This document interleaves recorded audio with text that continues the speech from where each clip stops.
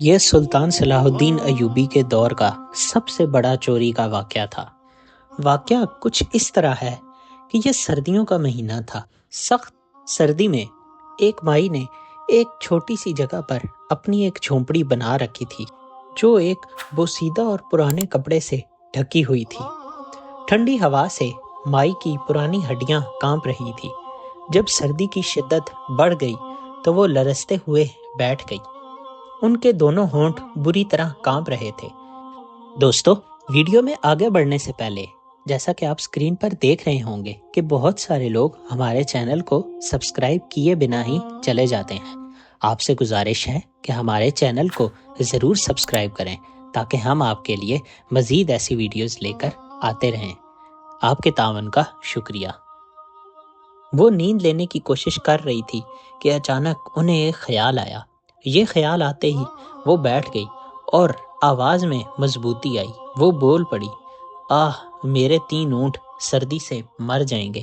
جیسے ہی انہوں نے جلدی سے کمبل کو پیچھے ہٹایا، سردی کی شدت میں مزید اضافہ ہو گیا۔ جیسے تیسے بوڑھی مائی اپنے اونٹوں کے پاس آئی اور اس نے دیکھا کہ اس کے اونٹ بھی سردی سے کانپ رہے تھے۔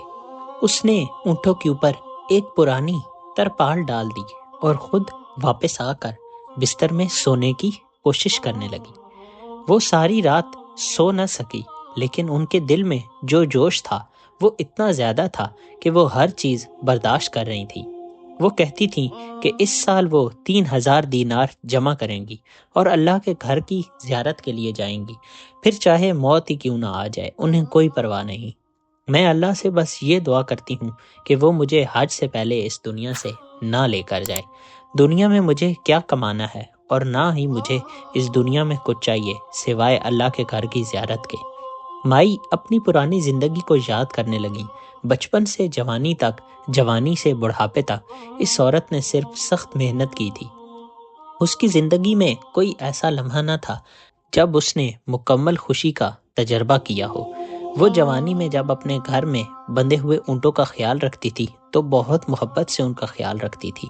وہ اپنی والدہ کے ساتھ گایوں کے گوبر اٹھا کر دیواروں پر لگاتی تھی۔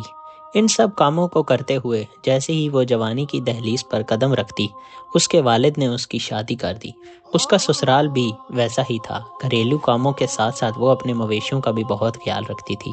ایک دن جب اس کے شوہر نے اس سے اس کی خواہش پوچھی، مجھے بتاؤ تم کیا پسند کرو گی، میں تمہیں وہی چیز دوں گا، تو اس کے شوہر نے سوچا کہ شاید وہ سونے کے کانٹے اور خوبصورت کپڑے مانگے گی اور اگر وہ لے آتا تو خوش ہو جائے گی۔ مگر جب مائی کا جواب سنا تو اس کا شوہر ہکا بکا رہ گیا۔ اس کے شوہر کا نام علی بخش تھا۔ مائی کہنے لگی، مجھے حج پسند ہے، علی بخش برائے کرم میرا حج کروا دو۔ مائی کے شوہر نے کہا، تم جانتی ہو کہ میرے پاس تمہیں حج کروانے کے پیسے نہیں ہیں اور میں تمہیں جھوٹے وعدے نہیں کر سکتا، لیکن ہاں، میں تمہیں روزانہ خرچ دیا کروں گا۔ اگر تم اسے بچا کر رکھ لو تو پھر تم اس پیسوں کے ساتھ حج کر سکتی ہو۔ مائی نے کہا، پھر یہ سالوں لے لے گا، علی بخش میں بوڑھی ہو جاؤں گی۔ یہ سن کر اس کے شوہر نے ہنستے ہوئے کہا، میں تمہیں بتاتا ہوں، تم پیسے بچاؤ اور ایک مادہ اونٹ لے لو، پھر ہم اس مادہ اونٹ پر محنت کریں گے، اللہ اسے برکت دے گا۔ جب وہ صحت مند ہو جائے گی اور جب اس کے اچھے داموں ہم اسے بیچیں گے تو بہت سارے دینار ملیں گے جن سے تم حج کر سکو گی۔ یہ سن کر وہ بہت خوش ہو گئیں۔ پھر اس نے دن رات محنت کر کر پیسے بچائے اور ایک مادہ اونٹنی خریدی۔ پھر اللہ پاک نے مائی کو بھی ایک بیٹے سے نوازا۔ بیٹا بہت بیمار تھا، اس لیے اس نے اونٹ کو بیچ کر اپنے بچے کے لیے کچھ پیسے جمع کیے اور پھر اس کا علاج کرانے کے لیے دونوں میاں بیوی اس کو فلسطین سے مصر لے گئے اور بچے کا علاج کرایا۔ بچہ صحت یاب ہو گیا، لیکن سارے دینار ختم ہو چکے تھے۔ پھر مائی نے دوبارہ محنت شروع کی، دینار بچانے لگی۔ وقت اسی طرح گزر گیا، وہ پیسے بچاتی رہی اور اونٹ پالتی رہی۔ جب وقت آیا کہ اونٹ کو بیچ کر حج کے لیے جائے تو کوئی نہ کوئی مسئلہ آ جاتا، کبھی بیٹی کا جہیز، کبھی بیٹے کی شادی۔ اسی طرح کے مختلف مسائل سے مائی کی زندگی الجھی ہوئی تھی۔ پھر اس نے محنت دوبارہ شروع کی۔ بچوں کے تمام اخراجات ادا کرنے کے بعد مائی کی عمر اب 50 سال ہو چکی تھی۔ مائی کے شوہر بھی اسے چھوڑ کر اس دنیا سے جا چکے تھے۔ ان کے جانے کے بعد مائی کے بچوں نے بھی اس کے ساتھ کچھ اچھا رویہ نہ رکھا اور اس کو بالکل ہی اپنے سے الگ کر کے ایک چھوٹی سی جھونپڑی پر رہنے پر مجبور کر دیا۔ بس تب سے لے کے اب تک مائی ہمیشہ کے لیے اس چھوٹی سی جھونپڑی میں ہی اپنی زندگی گزار رہی ہے اور اتنے دینار جمع کرنے کی کوشش کر رہی ہے جن سے وہ حج کر سکے۔ مائی کے جھونپڑی کے پاس سے اکثر ایک آدمی گزرا کرتا تھا جو کہ ایک کباڑ کا تاجر تھا، جو اکثر مائی کی جھونپڑی کے آس پاس کچھ کچرا وغیرہ اٹھایا کرتا تھا۔ ایک دن جب وہ شام کے وقت وہاں سے گزرا، اس نے دیکھا کہ جھونپڑی مکمل طور پر ویران ہو چکی تھی۔ اس نے دیکھا کہ جھونپڑی کی چھت پر کپڑا بہت پرانا تھا، لیکن ایک طرف ایک بالکل عام سی چادر لٹک رہی تھی، دوسری دیواروں پر صرف لکڑی کی تختیاں تھیں اور ایک بوڑھی عورت اس میں بیٹھی تھی۔ وہاں اس جھونپڑی میں اور کوئی نہ تھا۔ وہاں ایک پرانی سی چارپائی پڑی تھی اور ایک بوڑھی عورت اس میں بیٹھی تھی۔ اس نے مائی کو سلام کیا اور پھر مائی سے اس کا حال احوال پوچھا۔ مائی نے اس کو اپنا سارا حال بتا دیا کہ بس اب میں ہوں اور میرے ساتھ یہ میرے اونٹ بچے ہوئے ہیں۔ حالانکہ وہ بمشکل گزارا کر رہا تھا، لیکن مائی کی حالت اور اس کا رویہ دیکھ کر اس نے اندازہ لگایا کہ وہ ریاستی غریب یا بدو نہیں ہے، بلکہ کسی مجبور کے تحت یہاں رہ رہی ہے۔ وہ کباڑ کا تاجر ایک دن اپنے کباڑ کے علاقے میں گیا اور ایک پرانی چارپائی اور کچھ ضروری سامان اٹھایا۔ وہ اسے بیچ کر اچھا پیسہ کما سکتا تھا، مگر پھر بھی وہ مائی کے پاس آیا۔ مائی جو اپنی جھونپڑی کے باہر اپنے اونٹوں کے لیے گھاس کاٹ رہی تھی، اس نے دیکھا کہ کباڑ کا تاجر اس کی جھونپڑی کے باہر کھڑا ہے۔ کباڑ کے تاجر نے مائی کو سلام کیا اور اس سے کہا کہ میں تمہارے لیے یہ چارپائی لایا ہوں۔ یہ چارپائی اتنی اچھی تو نہیں ہے، لیکن تمہاری جو چارپائی اندر پڑی ہے اس سے کچھ بہتر ہے۔ یہ سن کر مائی کی آنکھوں میں آنسو آ گئے۔ اس نے آدمی کا شکریہ ادا کیا اور پھر اسے بہت ساری دعائیں دیں۔ آنسو اس کی آنکھوں میں اس لیے آئے کیونکہ دوسرے لوگ اس کی اخلاقیات اور غربت کو دیکھ کر اس کی مدد کے لیے تیار نہیں ہوتے تھے۔ اس کے 3 بیٹے ہونے کے باوجود وہ ایک جھونپڑی میں رہتی ہے اور کوئی بھی بیٹا اس کا خیال نہیں رکھتا کہ ان کی کوئی ماں بھی ہے۔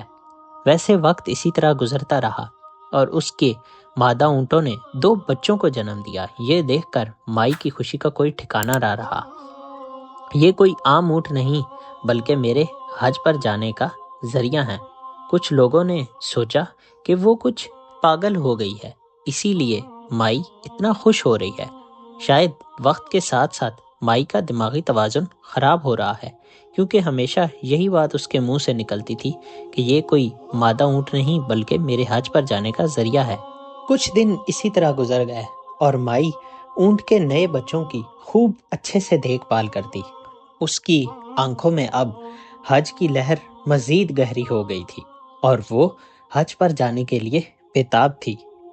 اس کی مادہ اونٹنی کا دودھ پورے گاؤں میں مشہور تھا، کیونکہ پورے گاؤں میں کسی کی اونٹنی بھی اتنا لذیذ دودھ نہیں دیتی تھی۔ گاؤں کے چودھری نے جب مائی کے اونٹنی کے بارے میں سنا تو اس کے دل میں لالچ پیدا ہوا، کیونکہ جب سے مائی کی اونٹنی نے دودھ دینا شروع کیا تھا، لوگوں نے اس کی اونٹنی کا دودھ لینا بند کر دیا تھا۔ تو چودھری کے دل میں لالچ پیدا ہوا اور اس نے سوچا کہ کیوں نہ مائی کی اونٹنی کسی طرح اس سے ہتھیا لی جائے۔ وہ مائی کی جھونپڑی پر پہنچا اور اس سے اونٹنی سے متعلق بات کی کہ اگر تم مجھے اپنی اونٹنی بیچ دو تو میں تمہیں اس کے بدلے میں بہت سے دینار دوں گا۔ لیکن چودھری جتنے دینار کی بات کر رہا تھا اتنے میں مائی کا حج پر جانا ممکن نہیں تھا۔ مائی نے اسے سمجھایا کہ چودھری صاحب، میں نہ ہی اس دنیا کے لیے کچھ کر رہی ہوں اور نہ ہی مجھے پیسے کی طلب ہے، لیکن میرا مقصد صرف اور صرف حج پر جانا ہے۔ آپ جتنے پیسے مجھے دے رہے ہیں اتنے میں حج نہیں کر سکتی، اس لیے معذرت کے ساتھ میں آپ کو اپنی اونٹنی نہیں بیچوں گی۔ چودھری غصے میں مائی کی یہ بات سن کر وہاں سے چلا گیا۔ اس نے منصوبہ بنایا کہ کیوں نہ مائی کی اونٹنی کو چوری کر لیا جائے۔ ایک رات جب مائی اپنی جھونپڑی میں آرام کر رہی تھی، چودھری نے اپنے کچھ آدمیوں کو بھیج کر مائی کی اونٹنی کو وہاں سے اٹھوا لیا۔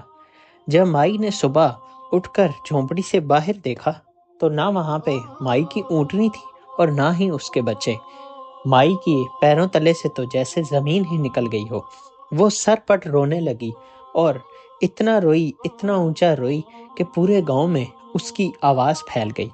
گاؤں کے سب لوگ مائی کے پاس آئے اور اس سے رونے کی وجہ پوچھی تو اس نے بتایا کہ میری وہ اونٹنی جس نے ابھی ابھی دودھ دینا شروع کیا تھا وہ چوری ہو گئی ہے، اور اس کے ساتھ ساتھ اس کے 2 بچے بھی چوری ہو چکے ہیں۔ گاؤں والوں کو اس بات پر بے حد افسوس ہوا۔ مائی بار بار یہی بات کہی جا رہی تھی کہ وہ اونٹنی نہیں تھی، وہ تو میرے حج پر جانے کا ذریعہ تھی، اب میں حج پر کس طرح جاؤں گی؟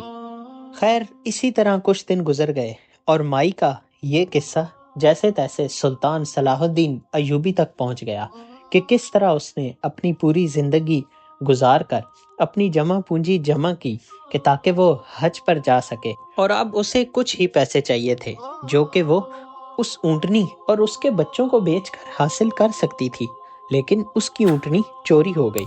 جب سلطان صلاح الدین ایوبی نے یہ سارا واقعہ سنا تو وہ فوراً اس کے گاؤں تک آ پہنچے اور گاؤں میں آ کر بھیس بدل کر مائی سے ملاقات کی۔ انہوں نے مائی سے سارا ماجرا جانا اور ان سے کہا کہ آپ کو کسی پر شک ہے؟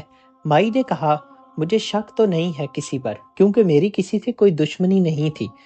اس پر سلطان صلاح الدین ایوبی نے پوچھا کہ آپ سے انہی دنوں میں کوئی بندہ ملنے آیا ہو یا کسی نے آپ سے اونٹنی کے متعلق کوئی بات کی ہو؟ تو مائی کو یاد آیا کہ گاؤں کا چودھری ان سے ملنے آیا تھا اور وہ اونٹنی کو بیچنے کی بات کر رہا تھا، لیکن مائی نے سلطان صلاح الدین ایوبی کو بتایا کہ انہوں نے اونٹنی چودھری کو بیچنے سے منع کر دیا کیونکہ وہ اچھے دام نہیں دے رہا تھا۔ یہ سب سن کر سلطان صلاح الدین ایوبی سمجھ گئے کہ ضرور گاؤں کے چودھری نے ہی ان کی اونٹنی کو غائب کروایا ہے۔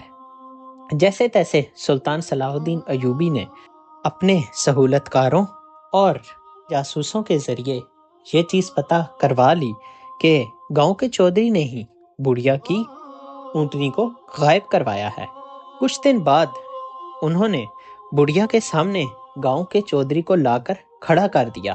گاؤں کے چودھری نے اپنی پگڑی اتار کر مائی کے پاؤں میں رکھ دی اور خوب رونے لگا کہ مائی مجھے معاف کر دو، میں نے لالچ میں آ کر تمہاری اونٹنی کو چوری کیا، میں تمہیں تمہاری اونٹنی اور اس کے بچے واپس لوٹا دوں گا، بس تم سلطان صلاح الدین ایوبی کو کہو کہ مجھے معاف کر دیں۔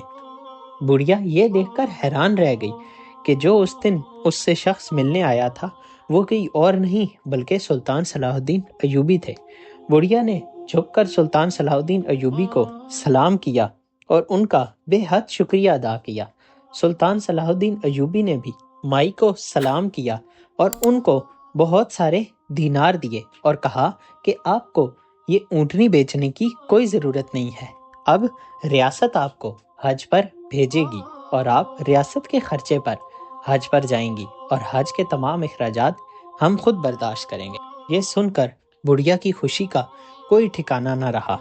اس نے اپنی اونٹنی سلطان صلاح الدین ایوبی کو تحفے میں دے دی اور کہا کہ سلطان معظم، مجھے اس دنیا کی کوئی پرواہ نہیں، میرا مقصد صرف حج پر جانا تھا، جب آپ میرا وہ مقصد پورا کر رہے ہیں تو پھر مجھے اس اونٹنی کی کیا ضرورت، میرا یہ ادنا سا تحفہ قبول کریں۔ کیونکہ سلطان صلاح الدین ایوبی نے بھی اس اونٹنی کی بے حد تعریفیں سنی تھیں تو انہوں نے بھی بڑھیا کا دل رکھنے کے لیے اس تحفے کو قبول کر لیا، اور یوں بڑھیا کا خواب جو وہ جوانی سے دیکھتی آ رہی تھی آخر کار پورا ہونے جا رہا تھا۔